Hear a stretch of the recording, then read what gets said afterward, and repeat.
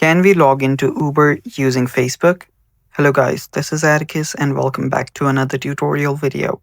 In today's video, we'll talk about if it's possible to log into Uber using Facebook. So without any further ado, let's dive right into it. First step, open up your Uber. And this is what your starting page of Uber will look like if you're not logged in.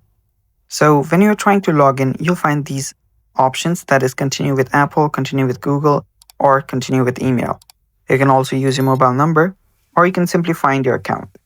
When you tap on Find My Account, you will find the account that is associated to your Gmail or you previously logged in. There you won't find any option that says continue with Facebook. So that's with the app. Let's head over and check with the website. But before that, if you're new to our channel, head down below and hit the subscribe button so you don't miss out on our future videos. Now let's go here.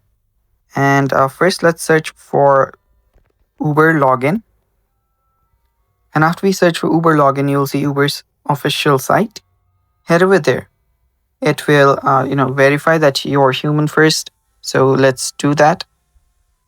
And after we do that, we can then move on with this process. So right here, now this should load. There we go. We can tap on login on the top.